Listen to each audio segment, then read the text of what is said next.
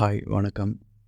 சமீபமா கொல்கத்தால ஒரு பயிற்சி மருத்துவருக்கு அ பாலியல் கூட்டு வன்புணர்வு ஏற்பட்டு அவங்க அவங்க இறந்தத பார்த்தீங்கன்னா, தற்கொலை பண்ணிட்டாங்க அப்படின்னு சொல்லிட்டு அந்த மருத்துவமனை மூடி மறைக்க பார்த்துருக்காங்க.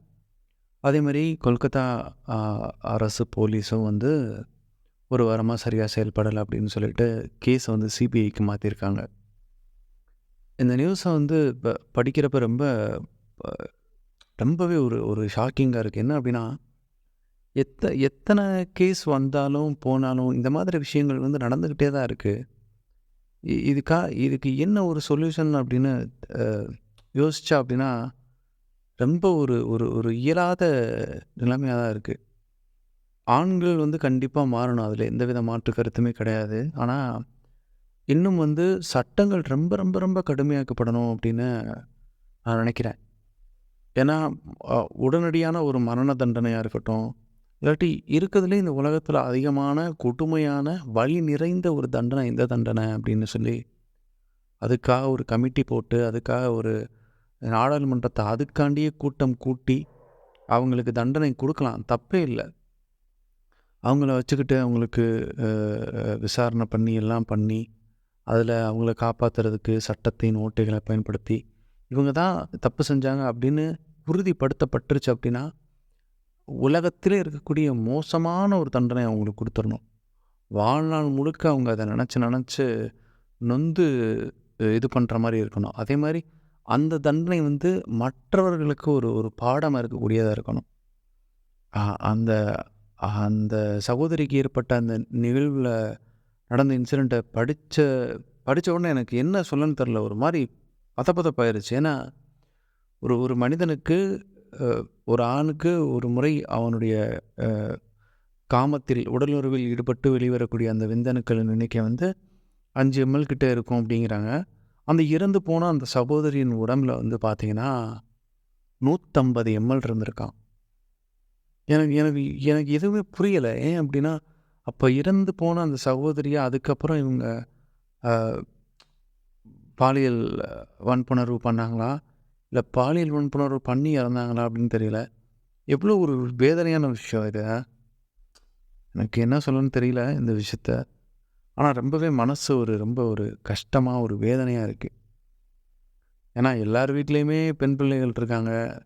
இப்ப அந்த மாதிரி அந்த பொண்ண பண்ணவங்கலாம் இருக்காங்கல்ல அந்த ஆண்கள். அவங்க வீட்ல பெண்களே இல்லையா? அவங்க வீட்ல படிக்கிற குழந்தைகள், காலேஜ் போறவங்க. அ சரி அவங்களுக்கு அவங்களுக்கு குழந்தை இல்லாட்டியும் அவங்க வீட்ல இருக்க சொந்தக்கார சைட்ல யாராச்சும் ஒருத்தவங்க இருக்க தானே செய்வாங்க. அவங்களும் வெளியில ஏதோ ஒரு இந்த சமூகத்தின் மேல இருக்க நம்பிக்கையில தானே போயிட்டு வராங்க. வாழ்க்கையே ஒரு நம்பிக்கையில தான் வாழ்ந்துட்டுருக்கோம். நம்ம வெளியில போனா அந்த சமூகம் நம்மள பார்த்துக்கும் அப்படின்னு சொல்லிட்டு. யாராவது கீழ விழுறாங்க நம்ம ரோட்ல அப்படின்னா, யாராவது தூக்க செய்றாங்க. நம்ம பைக்ல போகையில, சைக்கிள்ல போகையில எங்கேயாவது விழுந்துட்டோம் அப்படின்னா, யாருன்னே தெரியாது. உடனே தூக்குறாங்க. இந்த மாதிரியான சக சக மனிதர்களின் அன்புல தான் நம்ம வாழ்ந்துட்டுருக்கோம். ஆனா, இந்த மாரி கொடிய கொடூரமான விஷயங்கள் கேள்விப்படுறப்ப தான், நமக்கு என்ன சொல்லணும்னு தெரியல இத. இதுக்கு ஒரு கடுமையான தண்டனை கொண்டு வந்தா தான் நல்லாயிருக்கும். அதே மாரி அ அ செக்ஸ் எஜுகேஷனையும் பள்ளிகள்ல கண்டிப்பா கட்டாயமாகணும் அந்த மாரி. இந்த நோ மீன்ஸ் நோவா இருக்கட்டும், ஒரு பெண்கிட்ட எப்படி நடந்துக்கணும், எப்படி பேசணும், அ அது தொடுதலா இருக்கட்டும், ஒரு டீசிங்கா இருக்கட்டும், டீஸ் பண்றது, ரேக் பண்றது, தேவையில்லாம இந்த மாரி விஷயம்லாம் பண்றது, இதெல்லாம் பண்ணக்கூடாது அப்படின்னு சொல்லிட்டு செக்ஷுவல் ஹராஸ்மெண்ட்டு, அப்புறம் அ செக்ஷுவல் அபியூஸ் இது சம்மந்தமான பாடங்கள் கண்டிப்பா எல்லா ஸ்கூல்ல இருந்துமே சொல்லிக் குடுக்கணும். ஏன்னா ஸ்கூல்லேருந்து அடித்தளம் போட்டு சொல்லிக் குடுத்தா தான் அவங்களுக்கு வளர வளர அத பத்தி தெரியும். சரி ஸ்கூல்ல சொல்லிக் குடுக்க ஒரு பக்கம் இருந்தாலும், பெற்றோர்களும் என்ன பண்ணணும் அப்படின்னா, அன்றாடம் செய்தியில, டிவியில, நியூஸ் பேப்பர்ல வர்றதெல்லாம் குழந்தைங்கள பார்க்க வைக்கணும், படிக்க வைக்கணும். படிக்க வச்சு "பார்த்தியா இந்த மாரி இந்த சகோதரிக்கு ஒரு இழப்பு நடந்திருக்கு." ஸோ இந்த மாரி எதுவுமே இல்லாம இருக்கணும்னா, நம்ம தனி மனித ஒழுக்கத்தோட நம்ம நல்லா இருக்கணும் அப்படின்னு சொல்லிட்டு, அந்த நியூஸ காட்டி, அதனால் ஏற்படக்கூடிய விளைவுகள், அந்த சகோதரிக்கு ஏற்பட்ட பாதிப்பு, ஏற்கனவே யார் யாருக்கெல்லாம் அந்த மாரி பாதிப்பு ஏற்பட்டிருக்கு அப்படின்னு சொல்லிட்டு, வீட்ல இருக்க குழந்தைங்கள்கிட்ட, அவங்க குழந்தைங்களோட ஃப்ரெண்ட்ஸு இந்த மாரி அவங்கள்ட்டலாம் சேர்ந்து, ஒரு சின்ன மீட்டிங் மாரி போட்டு வீட்ல ஃப்ரீ டைம்ல பேசலாம். அப்படி பேசுறதன் மூலியமா வருங்காலத்திலயாவது இந்த மாரி தப்புகள நம்ம குறைக்கலாம் அப்படின்னு நினைக்கிறேன். எனக்கும் என்ன சொல்லணும்னு தெரியல. இந்த விஷயத்த பேசணும் போல இருந்துச்சு. ஏதோ பேசுனது மூலியமா கொஞ்சம் பாரம் இறக்கி வச்ச மாரி இருக்கு. அவ்வளோதான். வேற நம்மளால என்ன பண்ண முடியும்? மீண்டும் ஒரு பதிவுல சந்திக்கலாம். நன்றி.